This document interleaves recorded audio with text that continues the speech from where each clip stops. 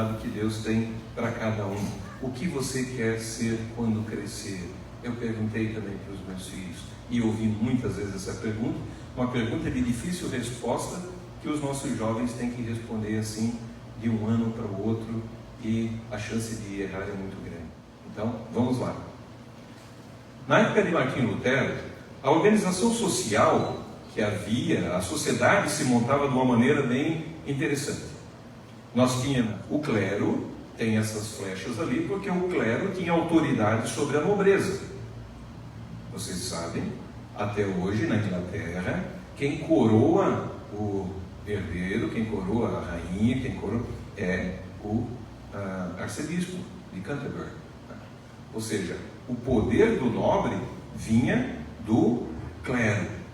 E é por isso que o império onde Lutero vivia se chamava o Sacro Império Germânico, ou o Sagrado, o Dedicado. Toda a igreja tinha autoridade, toda autoridade nobre e civil tinha que pagar imposto para Roma. Era assim que eles se mantinham. Todas as igrejas que você tinha no país não eram daquela igreja, elas eram de Roma, elas estavam sob os cuidados do país que sediava. E também a nobreza tinha o seu papel, ela tinha autoridade sobre os camponeses, sobre a plebe, era dali que ela tirava o seu sustento. Então eram esses três estamentos, eram essas três classes, essas três divisões. O clero, a igreja, com a sua pompa, com o seu poder secular. Nós tínhamos os nobres, que viviam também do trabalho do povo. E lá, por último, a gente tinha então o pessoal que trabalhava no campo.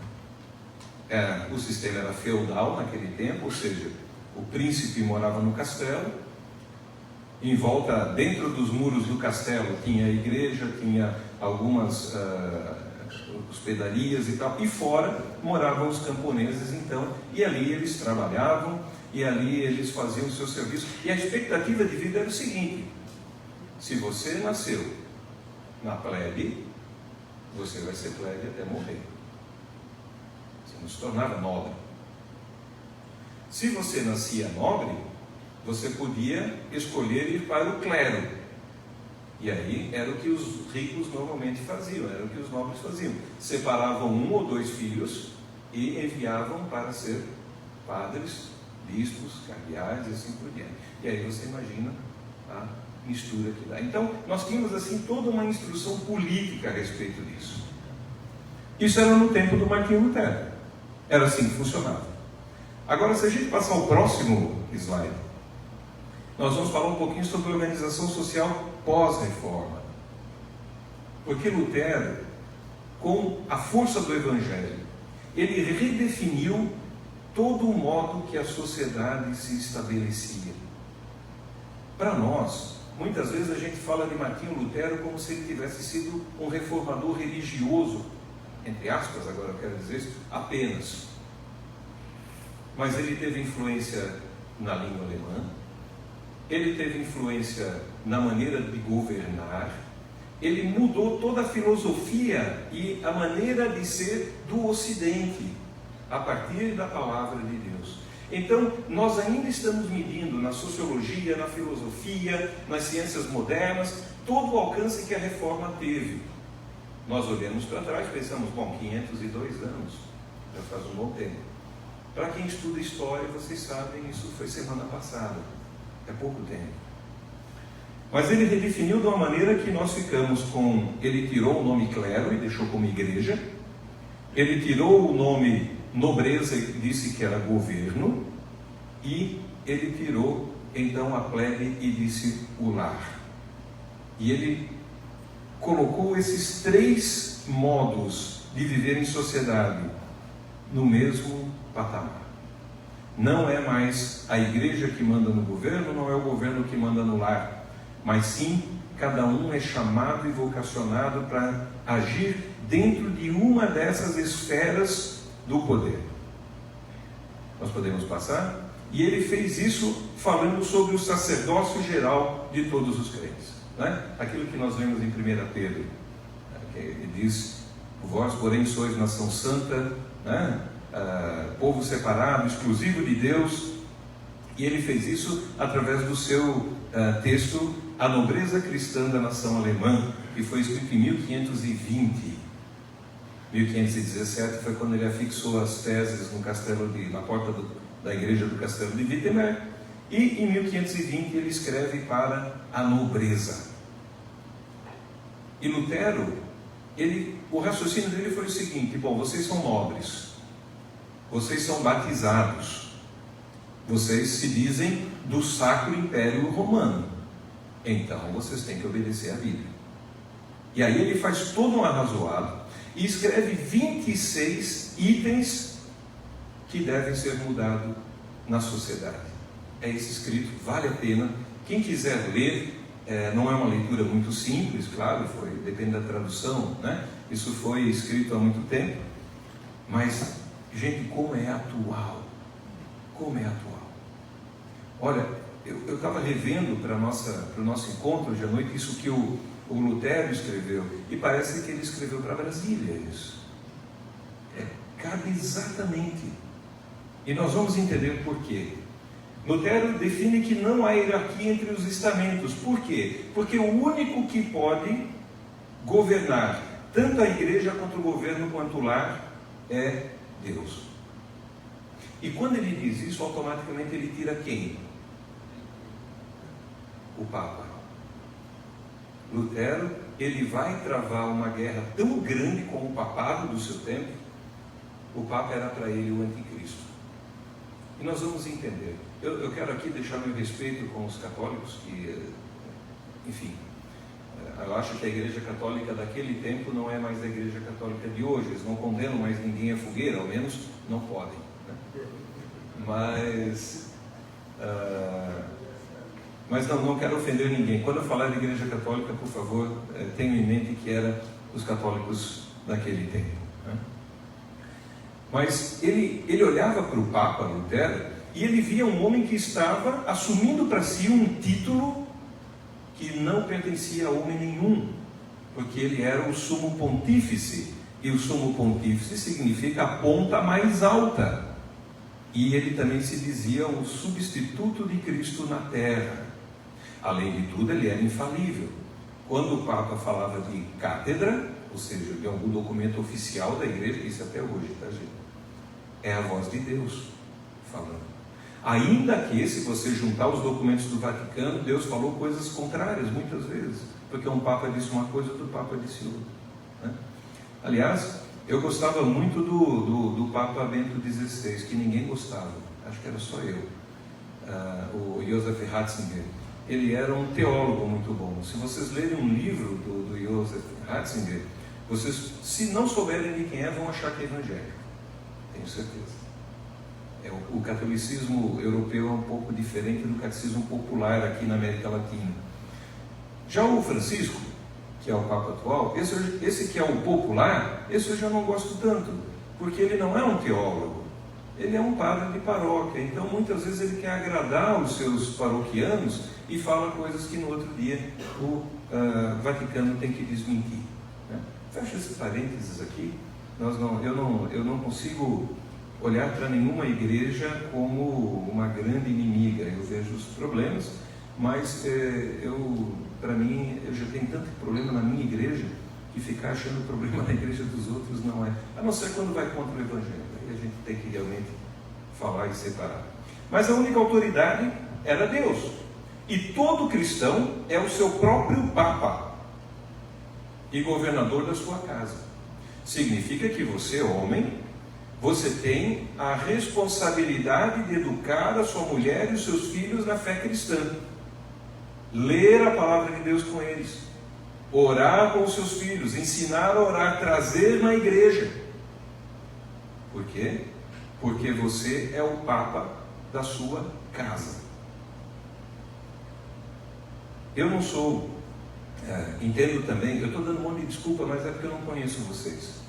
Eu não sou contra o movimento feminista, né? Me desculpem as mulheres que estão presentes.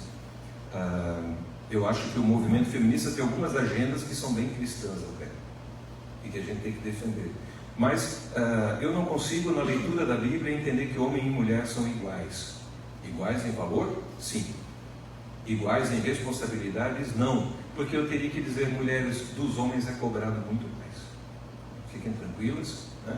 Os homens têm responsabilidades que vocês não têm. Sejam mulheres e homens, vamos ser homens, né? Porque está cheio de homem banana por aí também, que não sabe cuidar da sua família, que não sabe cuidar da sua fé, que não sabe cuidar... Aliás, desculpa, mas se não conhece a palavra de Deus, vai fazer o quê? Vai educar filhos conforme o senso comum. Aí então, meu amigo, liga a televisão às 9 horas da noite e vê aquela porcaria que está passando e educa daquele jeito. Depois você me diz o que aconteceu. Tá? Depois a gente vê aqueles pais que vêm chorando no gabinete do pastor, porque o filho não vem na igreja, porque o filho não crê, porque está se comportando mal, porque o meu casamento está ruim. Claro, padrão todo errado, vem de toda maneira errada, e depois o coitado do pastor é que tem que acertar com uma oração miraculosa aquilo que ele vem fazendo errado durante muito tempo. Todo cristão é um sacerdote. Só que Lutero entende que você se torna cristão a partir do batismo. E isso para batistas deve ser uma coisa louca, porque nós temos diferenças no batismo. E nós não vamos discutir isso aqui, tá bom? Por quê? Daria para a gente fazer um outro estudo sobre isso. E eu fiquei bastante preocupado, tem vários lutadores de jiu-jitsu aqui, né? Eu espero que não tenha o Ministério da Exortação Física, né? Então é isso. Por favor, não vou embora, viu? Ok. Deus é quem governa, a igreja, o governo e o lar, e mais ninguém. Isso é o que ele quis dizer com você ser o seu próprio Papa. Você pensou no tamanho da responsabilidade? Isso para mim é desafiador. Significa que não existe mais uma classe onde eu nasço e que eu nunca mais posso sair. Isso é uma coisa quase meio indiana, né? Assim, parece aquela... Mas era assim que funcionava. Podemos passar para o próximo? Eu quero contar a história do Lutero e do sapateiro. Essa história, ela é meio apócrifa. Ela não existe em nenhum texto. Nós não temos uma fonte dizendo que isso aconteceu com Lutero mesmo.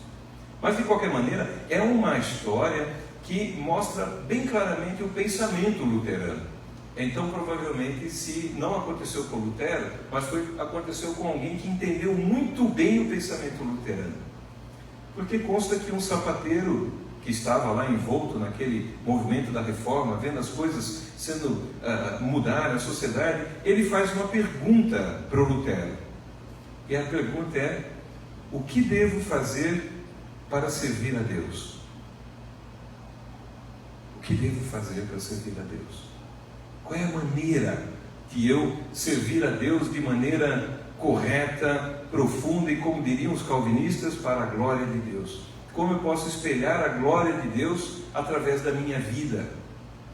E aí, a resposta que se esperava naquele tempo era: se você quer fazer a vontade de Deus, seja um monge ou um padre.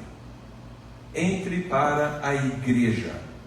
Lá você vai orar, jejuar, trabalhar, estudar a palavra de Deus. Você vai fazer aquilo que se espera de um cristão. E vocês conseguem sentir que as coisas estão separadas aqui? Havia um ambiente chamado sagrado, que era do reino da igreja, e havia uma coisa que era chamada secular, que era fora da igreja.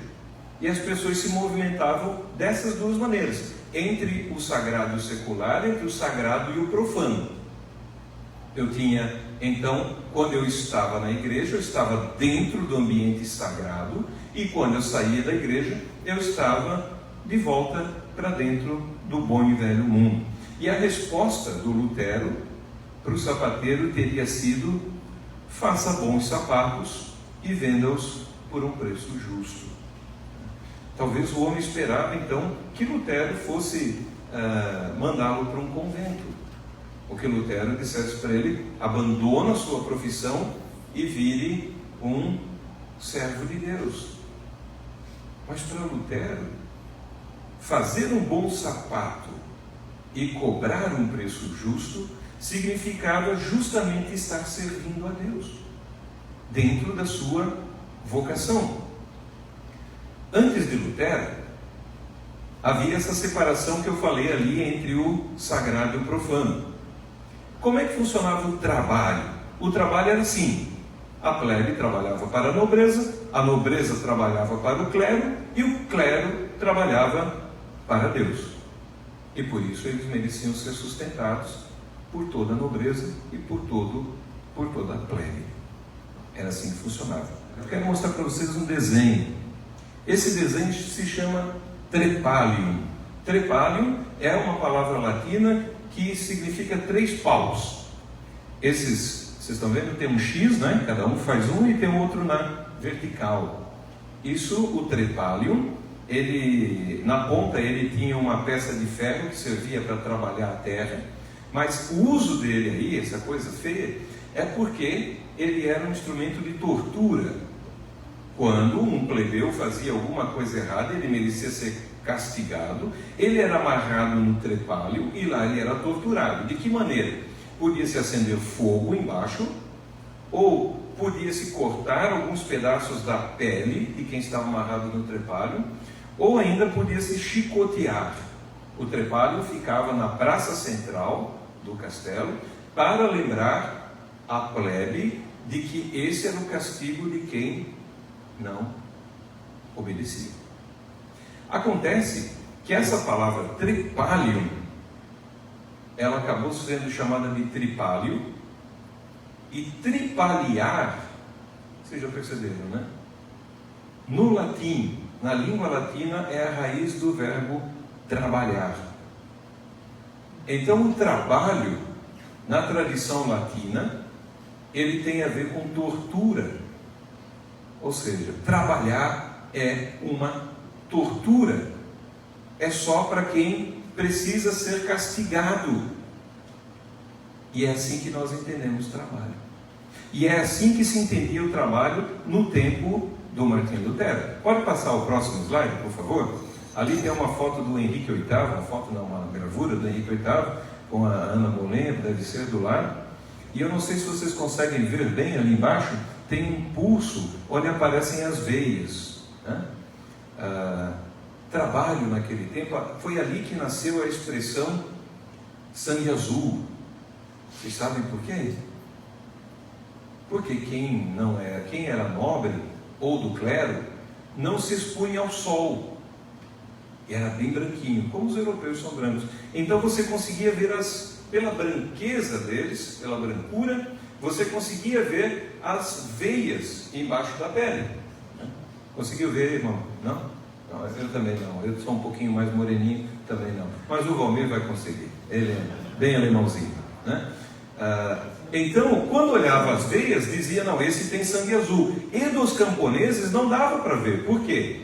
Porque eles passavam o dia todo debaixo do sol, ficavam morenos, a pele queimava e não se via. Então, quem tinha sangue azul era nobre. Para vocês terem ideia, essa moda de ser branco e bem clarinho, ela acabou com a Coco Chanel em 1916. A moda era ser muito branco, extremamente branco, mas a Coco Chanel, aquela estilista, veio, fez um passeio pelas Américas, pegou o sol do Equador e voltou para sua terra morena, que era um assinte para a sociedade da época, e lançou a moda de que era bonito ser bronzeado. Por isso, meu irmão, que a sua esposa fica, como é que a gente fala? Fica na frigideira, na praia, né? Passa um óleo no corpo, é o processo de fritura, né? Passa um óleo no corpo, fica lá, vira de um lado, vira do outro, até que o ponto está bom, isso, né? Porque ela quer ficar bonita para você. E tomara que seja para você mesmo, tá? Se bem que eu desconfio que as mulheres, elas ficam bonitas para as outras mulheres também, né? Ou seja, não é? Imagina o que a outra mulher vai ver se vê uma mulher toda descuidada. Muito bom. Ter sangue azul significava, portanto, não precisar trabalhar. não precisar nunca trabalhar. Quem é que nunca teve o sonho de ganhar uma bolada tão grande que nunca mais na vida precisasse trabalhar? E aí a vida seria um passeio. Eu iria fazer um turismo até Israel, que é meu sonho, mas eu já iria de navio, né? Que é para aproveitar, ver o Mediterrâneo e aquela coisa toda. E a renda vai me dando condições lá no banco de fazer isso. Pois bem, isso era o que os nobres faziam. E eu acredito que é o que está por trás do desejo de cada irmãozinho descuidado que vai lá na casa lotérica e faz o que eles chamam de uma fezinha, né? Você vê que tem um aspecto religioso na coisa, né? Ele vai fazer uma fezinha. Por quê? Porque eles sonham. Olha, se vocês perguntarem para mim, mas pastor, você já jogou na loteria, Mega Sena alguma vez? Eu vou ter que dizer sim, eu já joguei, mas foi sob coação. Porque antes de ser pastor eu tinha uma empresa de informática, eu atendia vários clientes, e eu atendia em loco, eu estava lá sempre lá. E aí quando vinha aqueles prêmios milionários, eles diziam, pastor, nós fizemos um bolão. Pastor não me chamava pastor, mas eles fizeram um bolão. Aí eu disse, olha, eu não quero, não jogo. E aí vinha aquela ameaça do inferno, né? Olha, pastor, segunda-feira só o senhor vai estar trabalhando aqui, nós vamos estar tudo passeando. Aí você tá, então bota aí, quanto é que é? 2, 3 reais, bota aí também. Mas eu ir numa casa de lotérica para fazer uma fezinha, graças a Deus, Deus me libertou disso, né? Muito tempo atrás. E eu posso dizer para vocês também, não tenho hoje sonho de ser milionário, de ter renda em banco. Isso é uma tentação muito grande e faz com que a gente se afaste da dependência do suprir, da providência de Deus. Então eu prefiro acreditar que Deus vai me dar o que eu preciso no dia seguinte, e provavelmente Ele só vai me dar o que eu preciso para o dia seguinte, porque na oração a gente diz o pão nosso, e o pão nosso não está incluso a sobremesa. Às vezes vem, mas é o pão, é o necessário, né? E acredito que Deus nos chama para isso. O alemão nem existia da forma que existe hoje, tá, gente? Quando Lutero traduziu o Novo Testamento, ele ia para as feiras e perguntava, como é que você fala isso?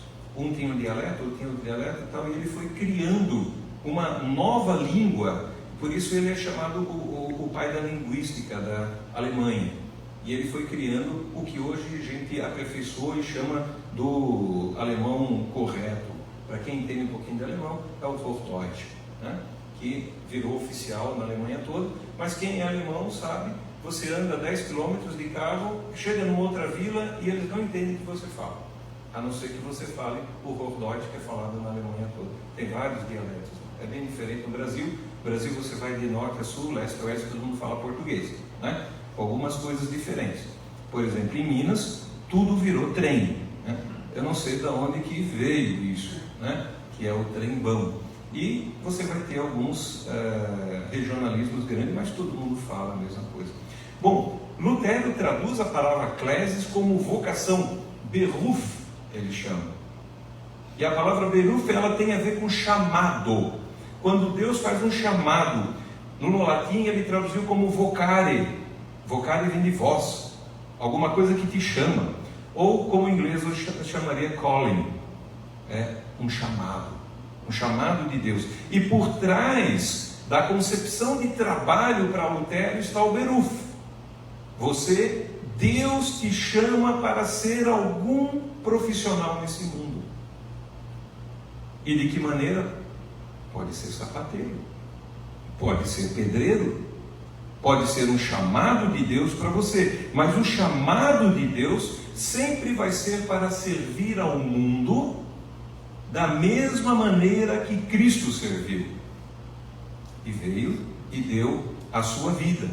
Portanto, quando o sapateiro estava fazendo sapatos, ele estava, na verdade, servindo a Deus. Ele estava trabalhando para Deus. E por isso a resposta do Lutero: se você fizer bons sapatos, porque dá para fazer sapato vagabundo também, eles sabiam fazer, Mas se você fizer bom sapato e pedir um preço justo, então você está fazendo a vontade de Deus. Pessoal, interrompam se quiserem, tá? Perguntem. Se vocês estão cansados, a gente levanta um pouquinho, né? Faz um exercício de jiu-jitsu e depois a gente senta de novo, tá? Eu não quero que a palestra seja maçante, eu espero que não seja cansativo para vocês. Se ficar num tom muito professoral, vocês me avisam, tá? Então, combinado. E a pergunta é: onde o reino de Deus está? Onde está o reino de Deus? Em Lutero é onde tem crente. Se tem um crente ali tem um representante do reino de Deus. E a ideia dele é que o reino, a transcendência, ela invade a imanência. Conhecem esses termos? Não? É comum para vocês? A transcendência é tudo que ultrapassa a nossa matéria, vamos dizer assim, não é bem isso, mas vamos lá. E a imanência é tudo que Deus criou. Então, quando Deus invade a criação, ali o reino de Deus está. E como Ele invadiu a tua vida, quando você aceitou o Senhor Jesus como Senhor e Salvador, embora que nós sabemos, não somos nós que aceitamos, né? Ele que nos atrai, Ele que realiza a fé na nossa vida. Mas quando isso acontece, o reino de Deus irrompe em você e irrompe de você para dentro do mundo criado, da imanência. Muito bem. Então, todo cristão é um sacerdote. Ou nós poderíamos dizer assim: todos vocês são pastores. Sim, vocês são. Eu não sei qual é a profissão de vocês, mas vocês estão servindo a Deus. Nós, pastores, servimos a Deus como pregadores da palavra. Aliás, ser pastor, eu gosto de resumir em 2 palavras. A primeira palavra é ensinar. É pregar, é mostrar, é viver. A segunda palavra é corrigir. É porque às vezes a gente deixa de ser ovelha e vira cabrito, não é? E aí o pastor tem que chegar na orelha e dizer: querido, está errado. E o pastor que faz isso, ele está em acordo com o coração de Deus, porque Deus faz isso também, nós fazemos com os nossos filhos, mas ele vira um chato, viu, gente? Ninguém gosta dele, tá? Por quê? Porque se o pastor sabe, na minha comunidade tem gente que diz assim: ó, será que o pastor, ele lê o que a gente publica no Facebook? Né? E eu digo: leio com raiva, às vezes eu tenho vontade de comentar embaixo, né? E dizer: fulano, cita o versículo bíblico e coisa e tal. Eu não faço, eu prefiro que isso seja feito pessoalmente ou do púlpito, mas que dá vontade de dar. Então, fecha o parênteses. Eu já, uma vez, tive uma senhora que arrumou lá o altar para nós. Na igreja luterana nós temos altar, né? Com as velas e as coisas lá em cima. E aí eu quis fazer um elogio. Eu disse: puxa, que bonito, parabéns, irmã, né? Que coisa, parabéns pelo teu trabalho. Você realmente conseguiu fazer uma coisa bonita. E sabe o que ela respondeu para mim? Pastor, é que eu sou geminiana. Mentira! Verdade, irmão? O senhor não se dá com ela, o senhor de escorpião, né? Olha, bem, bastante complicado, né? E aí a gente tem que dizer para a irmã: minha irmã, olha para cima das estrelas. Deus criou as estrelas. Não são elas que regem a tua vida. Quem rege a tua vida é o Criador. Mas o senhor não acredita nisso? Eu disse: não acredito não. E acho que você também não devia, né? Esse é o trabalho de pastor, sabe? Ser chato. Eu gostaria muito mais de ser aquele pastor que diz: vamos jogar uma bolinha, né? Até porque eu não jogo, tá? Então não vai acontecer, né? Eu sou muito o pastor que pensa: vamos tomar um café, porque eu gosto de conversar. Vocês já perceberam, eu falo sem parar, né? E eu acho esses momentos muito, muito preciosos e muito bons. Mas enfim, o reino de Deus está lá. Pastores são servos de Deus dessa maneira. Agora você é servo de Deus de outra maneira. Eu não sei qual é a profissão de vocês aqui, por favor. Tem advogado aqui? Advogado, a gente sabe que é uma coisa que cristianismo, ser cristão e advogado exige bastante abnegação. Meu pai é advogado. E eu não sei se vocês conhecem, eu conto sempre para ele aquela história de que faleceu um pastor, que sou eu, e um advogado, que era ele. Os dois foram lá para a recepção do paraíso ao mesmo tempo. Conhecem a história? Não? Então eu vou contar para vocês. E chegou lá, então o pastor, estava lá um anjo para recebê-los, e o anjo disse: quem é o pastor? E levantou a mão. Só olha, ali fora tem uma bicicleta esperando pelo senhor. O senhor pode se dirigir ao seu barracão celestial, que fica no setor 347B, né?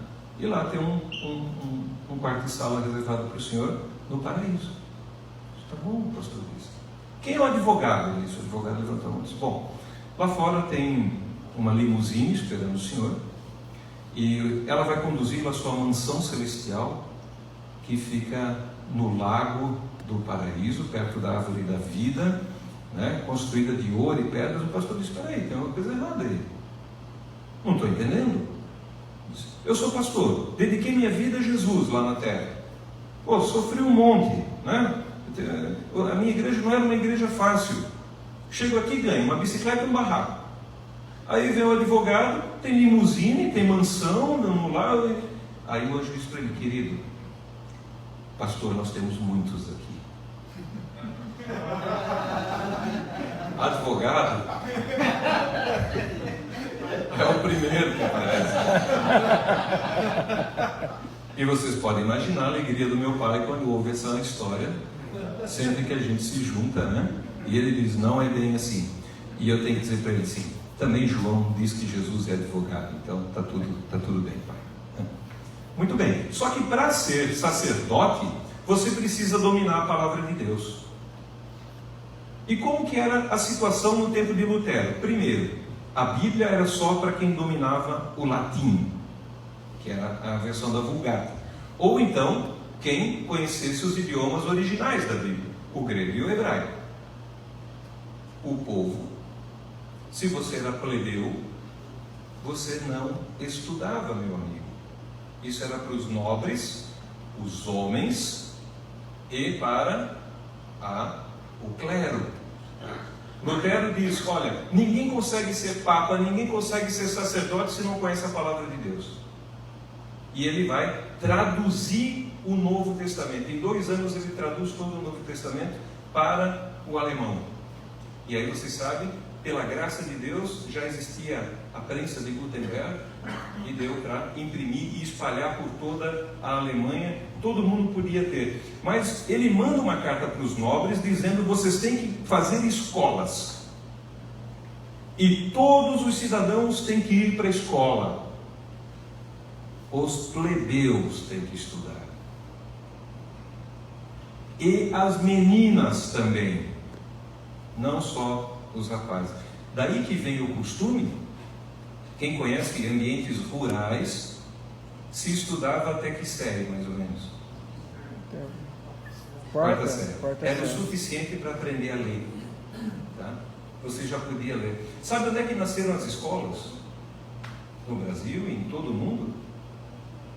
Dentro das igrejas. Ou seja, no mesmo ambiente que tinha culto no domingo, durante a semana era escola. E normalmente, quem é que ensinava a ler e escrever? O pastor. Acreditem se quiser. Nós, por exemplo, somos uma igreja que acompanhou a etnia germânica no Brasil. Nós tínhamos cerca de 400 escolas, um pouquinho mais, no Brasil. Em 1938, o pai do povo, presidente Getúlio Vargas, faz a campanha da nacionalização, porque estava decidindo de que lado da guerra que ficaria, se do lado do eixo ou do lado dos aliados. E ele faz com que seja proibido um outro idioma nas escolas que não o português. Vocês sabem o que aconteceu com as escolas luteranas? Elas eram dentro de colônias alemãs, onde ninguém falava português. nem o pastor, nem os camponeses, e não havia professor. Fecharam todas. E nós ficamos anos, tivemos gerações de pessoas que não aprenderam a ler. Só depois, com o avanço. E por isso as histórias, por exemplo, que o meu pai conta que tinha que andar 3 quilômetros para chegar na escola. Vocês lembram dessa história? Meu pai ainda era assim, ele só tinha um par de sapatos, o sapato naquele tempo era caro. Então eu tinha que carregar o sapato nas costas, chegava lá, botava o sapato, quando chegava na hora de sair, tirava o sapato e vinha descalço para casa. Era assim, porque a escola era uma raridade, e longe. Mas por isso que o povo alemão faz questão de que os filhos tenham estudo. E por isso que no Brasil nós temos estudo. Agora, a desgraça do nosso mundo atual é que as escolas nasceram dentro das igrejas e agora as escolas expulsaram a igreja de dentro delas. E você não pode mais falar em Deus.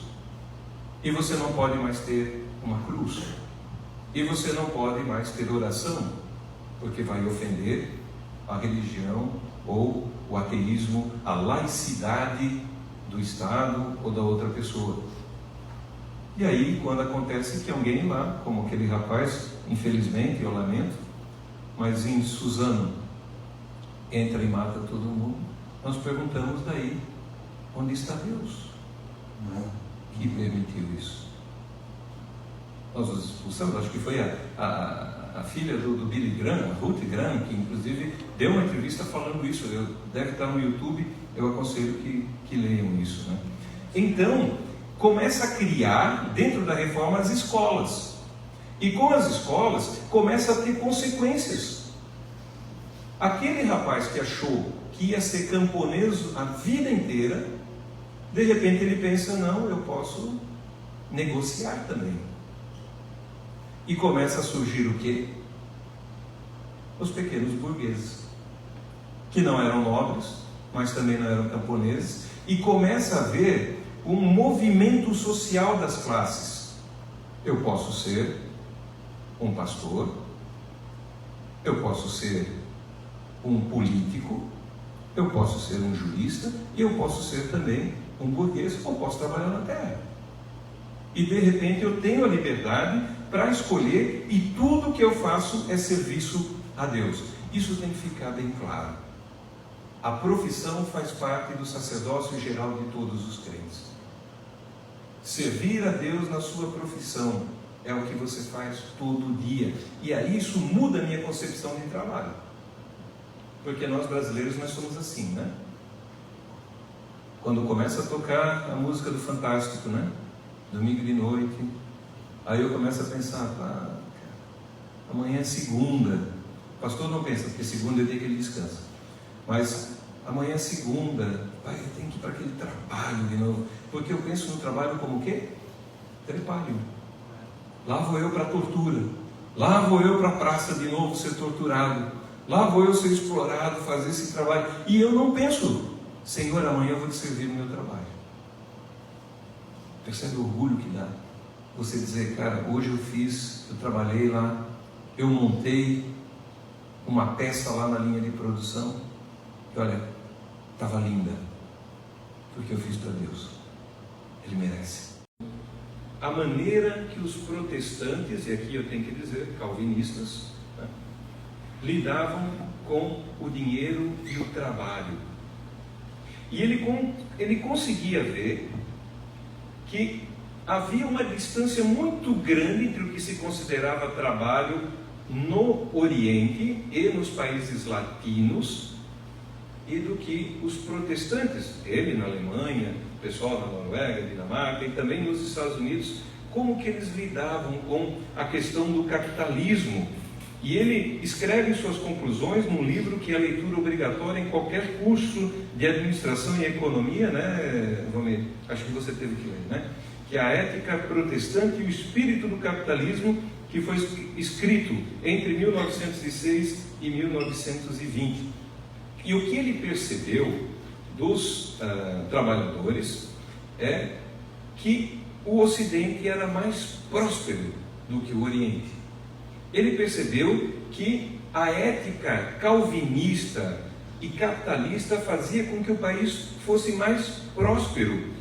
Para nós também às vezes nos perguntamos por que os países que foram colonizados por países católicos são mais pobres, via de regra, todos eles, do que os que foram colonizados por países protestantes.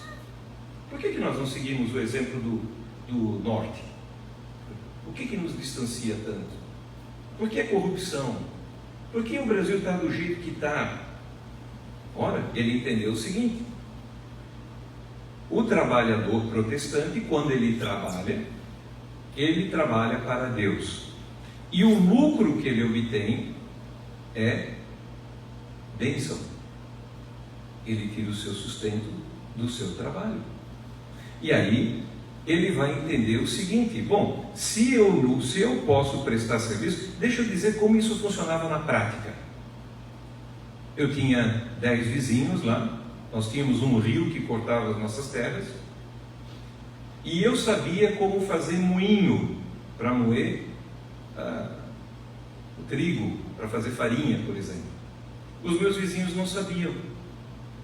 Então, eu construía o meu moinho, e depois eu ia na casa do meu vizinho e dizia para ele: vizinho, você não quer um moinho também?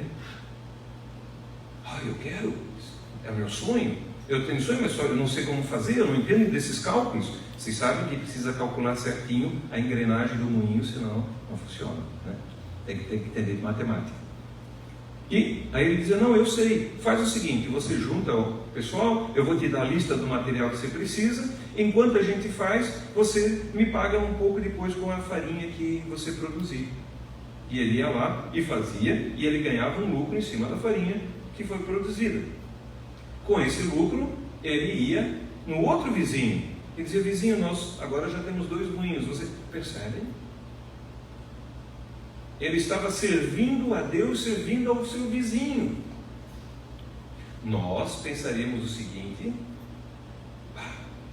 só eu sei fazer moinho, só eu vou fazer um enorme para mim, e aí os meus vizinhos terão que vender para mim a produção de trigo deles.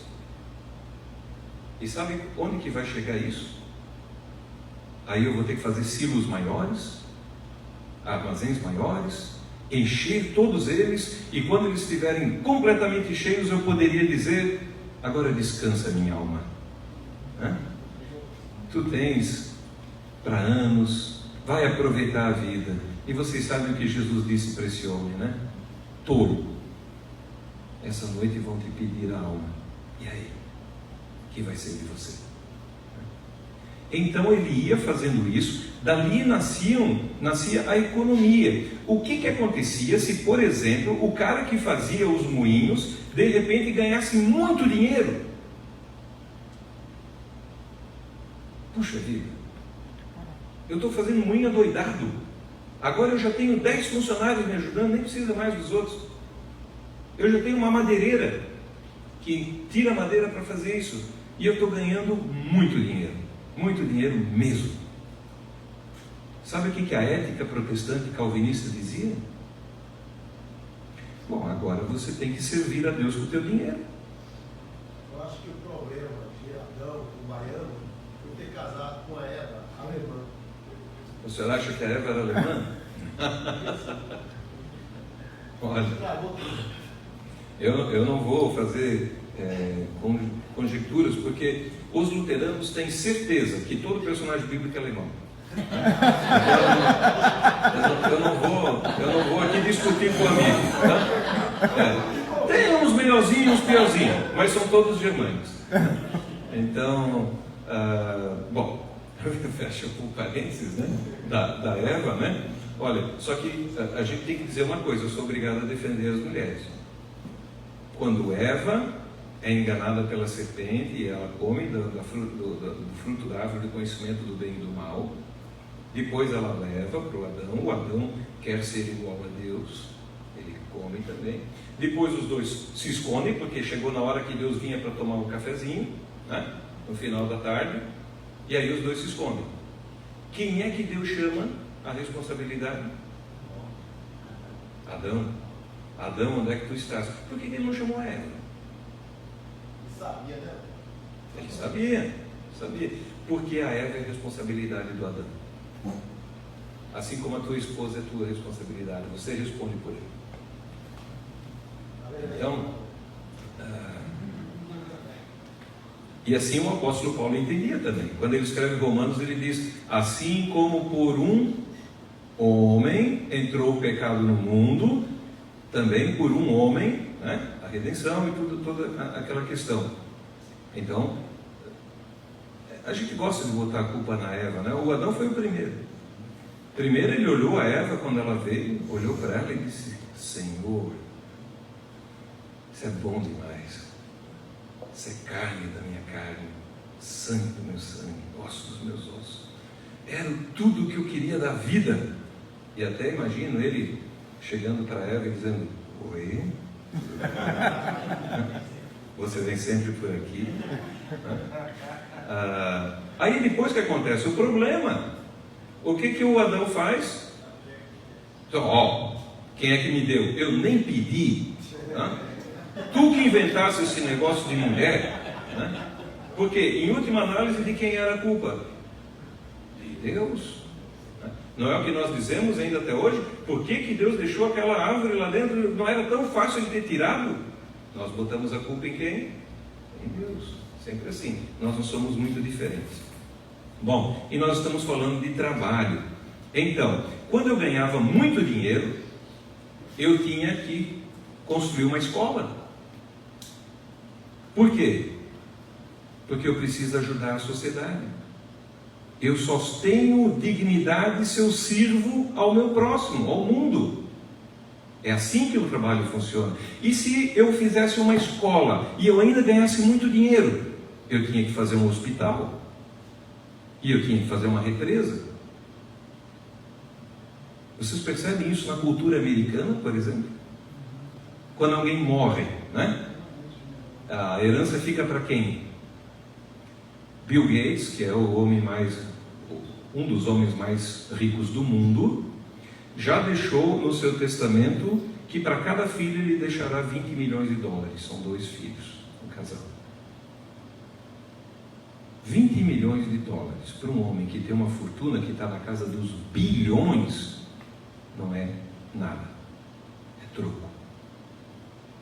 E aí perguntaram para ele: por que você faz essa maldade com os seus filhos? E ele disse: mas eu nunca tive 20 milhões de dólares para começar a minha vida. E eles não precisam mais que isso. E para onde vai o dinheiro dele? Para a Fundação Bill e Melinda, que faz trabalhos para achar água na África. O Rockefeller, por exemplo, não é do tempo de você, mas é do meu tempo, eu sou velho, né? Já disse.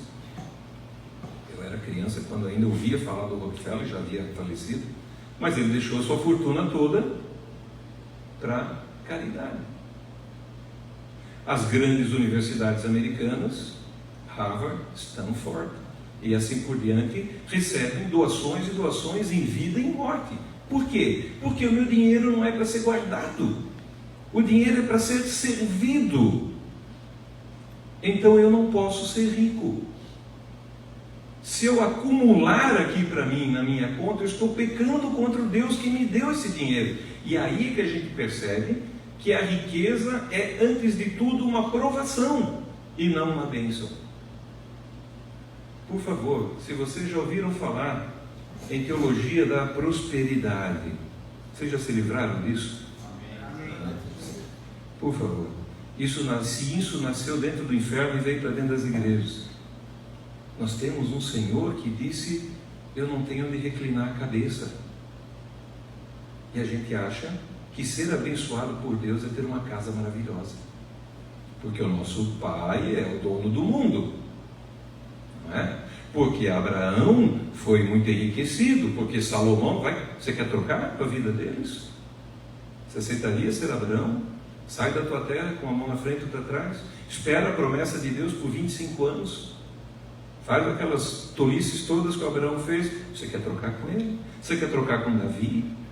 Davi morou dentro de caverna. Então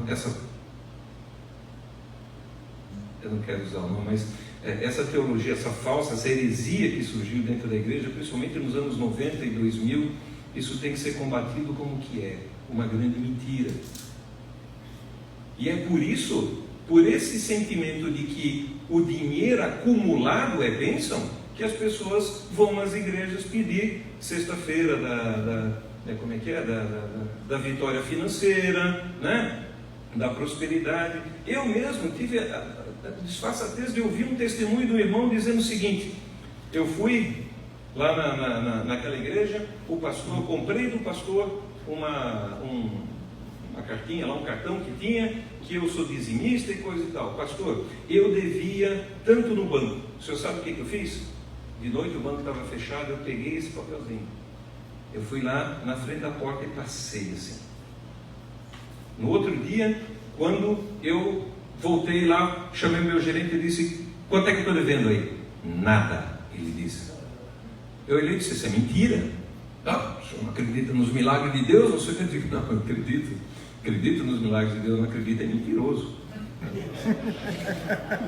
Se você encontrar na Bíblia alguma coisa que diz que é um papelzinho que o pastor orou, cara, eu vou começar a vender isso aí, bicho. Eu vou fazer oração em cima de papel e começar a vender. Isso é engano. Mas eu já escutei cada coisa que eu acredito. Então, portanto, nos países protestantes, todo trabalho é digno, porque ele é vocação. Se você foi vocacionado para ser professor, tem professor aqui? Não. Ah, sim, Valmir, você está servindo a Deus com uma das mais nobres profissões. Tá? A reforma vai colocar, ser professor na Alemanha, por exemplo, é tão importante que tem vários nomes, né? Para o professor de ensino normal, tem o Lehrer, né? Que é o teacher. Para um professor que é do ensino superior, aí você tem o professor, não é? E aí você tem o professor doctor, que seria o cara que tem um doutorado. E pasmem, os títulos vão para a carteira de identidade. Ou seja, ele vai ser conhecido o resto da vida como o professor doctor. Tá? E aí vem o sobrenome dele, professor doctor. Os europeus são bastante formais, mas é isso. Eles valorizam muito o professor. Porém, um professor num país, mesmo o professor doctor, ele não vai ganhar o dobro do que ganha o carteiro. Ele pode ganhar um pouco a mais, uns 20%, 30% no máximo. Por quê? Não é vocação? Os dois não foram chamados por Deus para exercer sua profissão? Por que um tem que ganhar mais que o outro? E aí eu gosto de voltar naquela pergunta: o que você vai ser quando crescer? Sabe o que a gente espera que o filho diga quando a gente pergunta isso para ele? Vamos lá, o que vocês me dizem?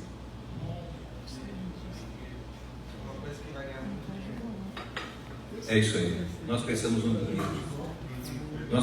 dinheiro. Vai ser médico, vai ser advogado, vai ser... O meu filho... Pastor, não? Não. Oficial de justiça? Ah, não. Oficial de justiça é complicado, né? É um pesadelo? Oh, meus irmãos. Quando eu perguntei para o meu filho pequenininho, um dia, eu disse: filho, o que você vai querer fazer quando você crescer? E ele disse: pai, eu vou ser pintor. Eu disse: você vai pintar quadros? Não, parede, pai. Me deu um nervoso, cara.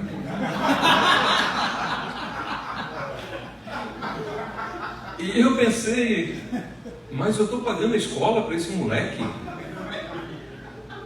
Para ele virar pintor de parede? Mas veja só, de novo, né? Essa é a nossa concepção. Eu deveria ter dito: bom, você quer servir a Deus pintando parede, filho? Seja o melhor pintor de parede que existe, porque Deus vai se alegrar com o teu trabalho. Tá? Filho, eu até poderia ter dito para ele: você não vai ser rico, nunca, no nosso país. Pintor de parede, vocês conhecem algum rico? Não. Só se tiver licitação da prefeitura. Mas ele também não fica rico porque ele vai ter que distribuir o dinheiro. E não é da maneira boa, né? É da maneira latina, né?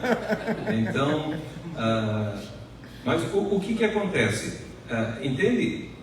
E se Deus vocacionou meu filho para ser pintor de parede, por que ele não pode estudar na melhor escola? Por que eu penso em termos de retorno? Por que ele tem que ser alguém que ganha mais do que o pai? Meu pai me botou isso na cabeça. Vocês sabiam? E provavelmente botou na de vocês também. Por quê? Porque os nossos pais tiveram uma vida dura pra caramba. Ou não? Ou alguém aqui nasceu em berço de ouro, por favor? Isso pode acontecer também. Mas a grande maioria, puxa, meu pai deu um duro danado. De uma família de 5, só 2 fizeram faculdade. Conseguiram virar doutor, como se dizia na época. Meu pai gastou os olhos estudando a luz de lamparina no sótão da casa para conseguir fazer as provas, porque tinha que trabalhar de dia. Então, com esses exemplos, foi colocado na minha cabeça que eu tinha que, no mínimo, já que eu saí em condições melhores do que meu pai, eu tinha que alcançar um patamar melhor do que ele. Agora, vocês imaginem o que aconteceu quando eu larguei a empresa de informática e disse para meu pai que eu ia ser pastor. Surtou. Ele não entendia. Ele não entendia. Quem gostou foi o meu irmão. Ele disse, agora vai. Porque provavelmente ele achou que eu ia para uma dessas igrejas Neopentecostais. Universais. Onde, né? Porque existem os dois sentimentos, né? Ele disse, agora vai. Ele disse, agora vai. Ele disse, cara, pode esquecer. Né? A vida vai ser de simplicidade. Mas como? Tu está numa vida tão boa, né? Como vai largar a mão? E na verdade nós temos que deixar que o Evangelho transforme a nossa mente. Pessoal, eu passei do horário, mas eu prometo que eu vou terminar. Tá? A gente tem que deixar o Evangelho transformar a nossa mente, de maneira que a gente pare com essa mania de querer ser rico. Deus não nos criou para sermos ricos. O dinheiro que fica na nossa conta e que não está servindo ao mundo é pecado. E isso não é teologia da libertação, tá, gente? Vamos deixar bem claro. É pecado. Sim, Deus não quer que eu tenha uma reserva para o futuro, com uma doença, claro, meus queridos irmãos. Claro, se você pode, tenha. Mas não tenha amor às riquezas. Não fique entesourando. Não faça da sua vida o objetivo de guardar dinheiro, porque apodrece. Isso é que nem um maná. O maná tinha que ser colhido no dia. Se você guardava para o dia seguinte, fedia. E esse é o problema com o nosso dinheiro e com a nossa concepção. E por isso que nos países protestantes eles não conseguem ver por que tem que ter uma diferença salarial tão grande. Por que no Brasil um juiz tem que ganhar 27 mil reais por mês em início de carreira e sem os penduricalhos, enquanto que um professor de ensino fundamental tem que se contentar com 2 mil reais se ele ganhar isso? Porque uma diferença de quase 10 vezes, de mais de 10 vezes o valor do salário. Isso está errado. Isso é pecado. Entendem? Por quê? Porque a vocação do juiz é a mesma vocação do professor. Por isso que no Brasil a distribuição de renda é tão desigual. E nós, meus irmãos, vamos entender isso. Nós temos que desprogramar. Porque se der a chance para nós vamos querer também. Olha esses nossos representantes do Supremo Tribunal.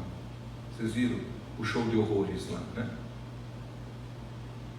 Eles acham que eles têm algum sinal divino neles que faz com que eles estejam acima de todas as outras pessoas. E as leis que valem para uns não valem para outros. É esse o problema. Quando entra nesse sistema, nós voltamos para a pré-reforma, onde eles são o clero, eles servem ao governo, que são os nobres, e nós somos a plebe que trabalha para eles, porque divinamente eles têm esse direito.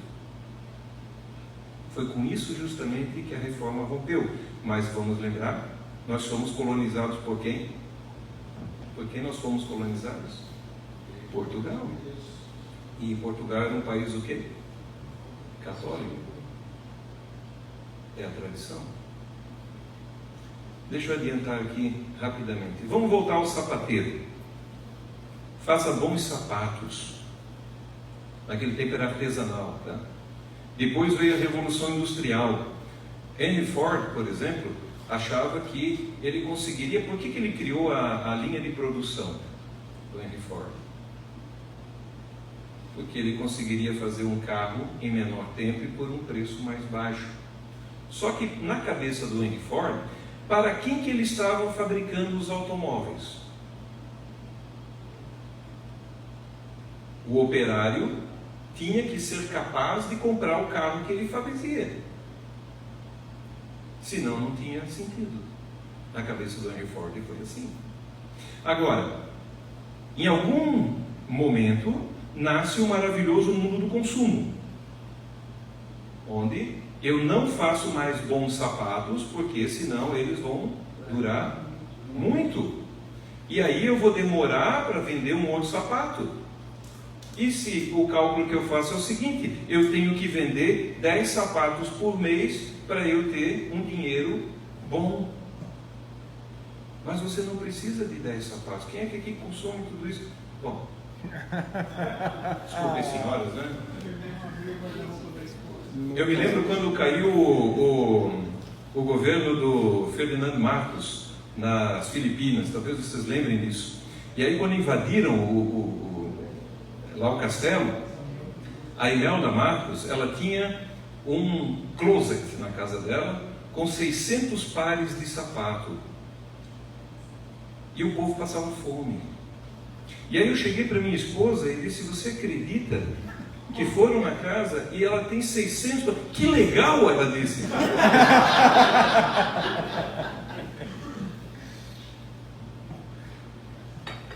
Ela estava brincando, tá? Eu acho. Mas esse é o problema. De novo, Filipinas, né? Colonização católica, ou seja, latina. O trabalho é trepalho. Eu tenho que dar um jeito de viver à custa dos trabalhos, sem trabalhar. Por isso, então faça um bom sapateiro, faça um bom sapato e venda por um preço justo. Eu não quero mais vender um preço justo. Quem aqui tem celular da Apple? Isso. Isso é outro nível, né, meu irmão? Mas você sabe que o irmão ali, ele ganhou da esposa que comprou na Noruega. Lá é mais barato, né, irmão? Estou te ajudando, querido. Se for mentira, não diz amém, né? Ah, então tá bom. Mas assim, o celular da Apple, ele não é um celular. Claro, você vai dizer, não, ele faz ligação, ele tem aplicativo. Mas a maior parte do valor do celular da Apple não está no que ele faz, mas no valor agregado, naquilo que ele simboliza, certo? Porque quando você, num país pobre como o nosso, sacar um celular da Apple, não estou dizendo que não pode ter, irmão, por favor, não é isso, né? Mas quando você sacar, você está tendo junto ali um símbolo de status, de poder. Vamos mudar do celular, vamos passar para os carros, né? Você pode ter o carro popular, ou você pode ter um SUV da Mercedes, por exemplo. X35, né? X35 é muito bom. Quem é que tem isso? Só rico. Ah, só rico.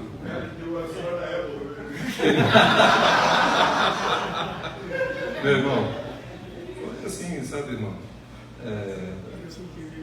No culto luterano nós temos um momento que se chama confissão de pecados, né? Eu acho que nós estamos vivendo isso, a turma está bem influenciada aqui. Mas assim, você percebe que você pode comprar aquele carro por dois motivos. Você pode comprar porque ele é um bom carro e você conseguir um bom negócio. Ou você pode comprar porque o vizinho não tem. E aí você manda lavar ele bem bonito e estaciona na frente da casa do vizinho. Que é para ele ver como você é bem sucedido e como você conseguiu mais sucesso na vida que ele. Quando na verdade o teu serviço como cristão era dizer, vizinho, precisa que corta a grama? Você está precisando de ajuda? Quando tem algum desempregado na igreja, nós deveríamos dizer, eu vou levar a comida na sua casa. Mas não, a gente fica se comparando, fazendo coisas. Muito bem, o objetivo não é enriquecer. Se você ficar rico, você tem que fazer escola. Se você ficar rico, você tem que fazer hospital. Se você ficar rico, você tem que financiar bons políticos. Se você ficar rico, você tem que usar todos os seus recursos para servir aos pobres, ao mundo, não só os da igreja. Porque a gente acha que Deus ama os crentes e odeia os descrentes, não é? Não, Ele ama toda a sua criação.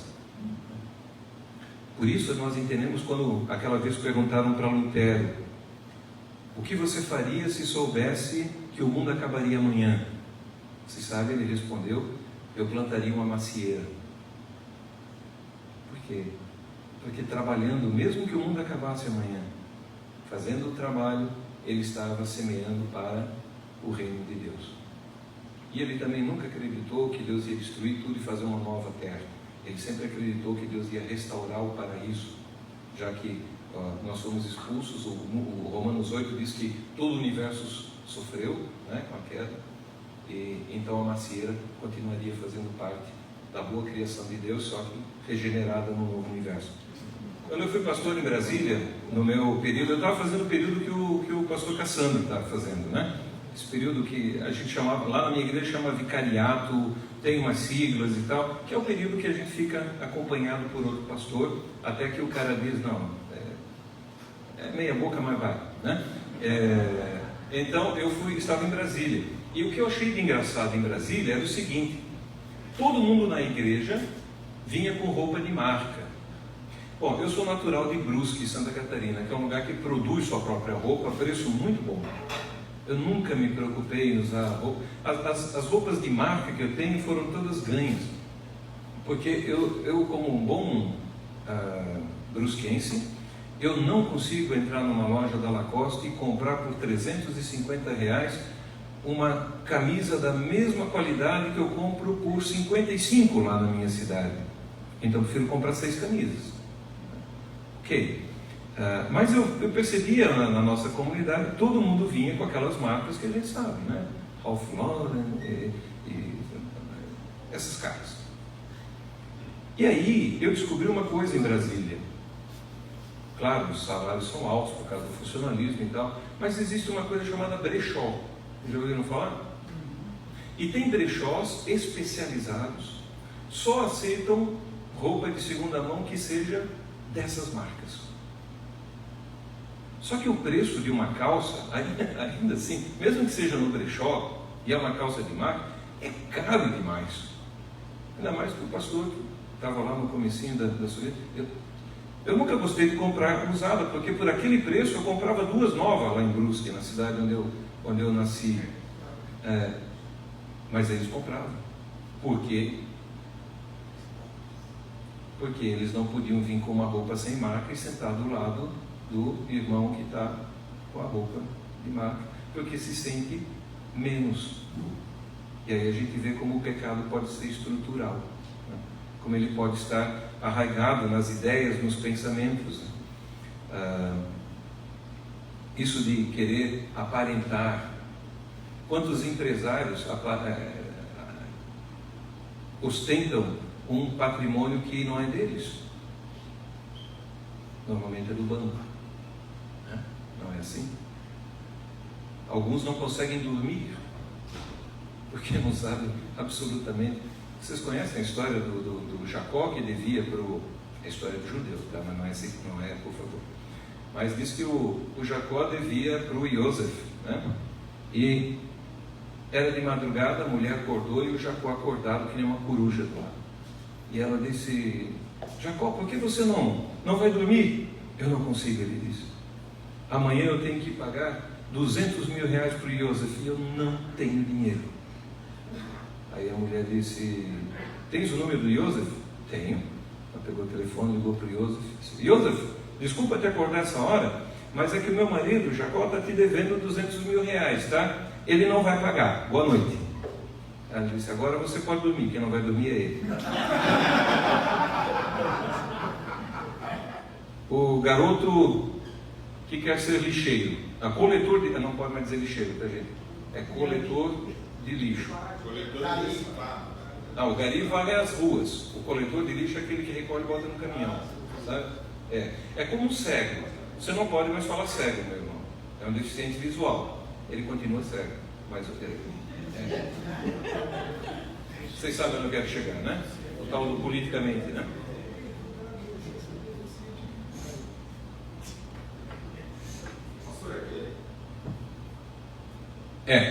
O saco de lixo é grande demais para o coletor mirim, mas ele não desiste.